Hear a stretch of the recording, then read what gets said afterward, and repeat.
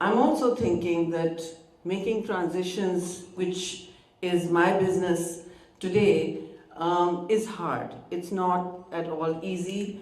And while we check the boxes, many of us are unable to actually commit to the hyperscaling that's needed in today's world and certainly today's Pakistan. So here's the context, since climate change is the issue here. The context is very clear globally in two sentences. Our emissions are rising globally and our warming is rising globally.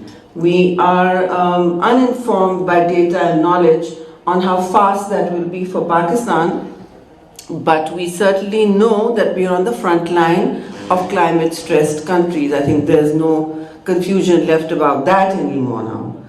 So while we understand this context, let's see where we are trying to balance what businesses need to do while trying to invest in a future that is sustainable.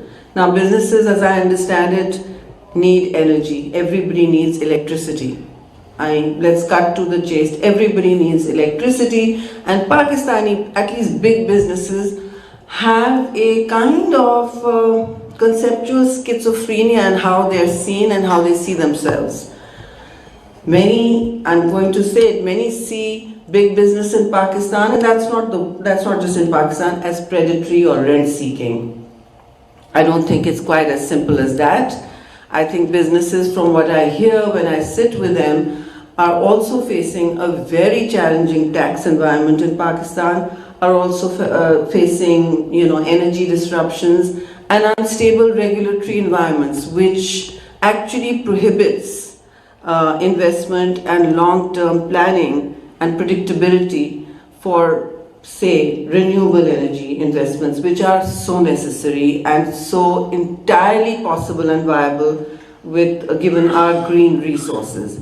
Now, I'm not going to stand here and hector you that you all need to invest in green energy or renewable energy. You're all thinking about that anyway for your own plans, but you're not all in the business of energy. Yet, without that, you would have no business.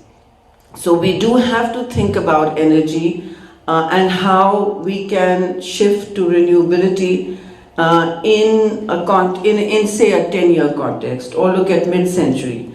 Now, if you're looking at mid-century, as we can see today, international businesses are pulling out, at least the big banks are pulling out of net zero alliances. The picture is not pretty.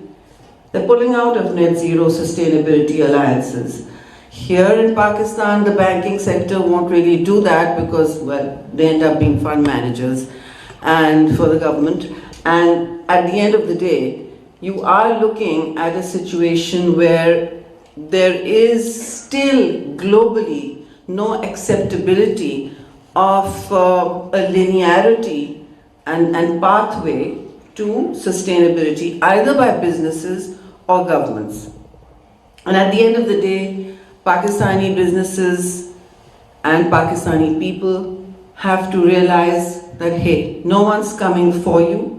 No one's coming to, when I say coming for you, I mean no one is coming to pick up your pieces beyond a point. The age of the compassionate humanitarian multilateral order has passed. For now, we are living in a very fragmented, chaotic world. And what strategic investments must you make in the future in your businesses, in your people, and in your profits? How do you strike that triple balance is something that really I would like this council to spend more time roundtabling and developing a knowledge base about. And I know it's a tall order, but I think this is what we need to do.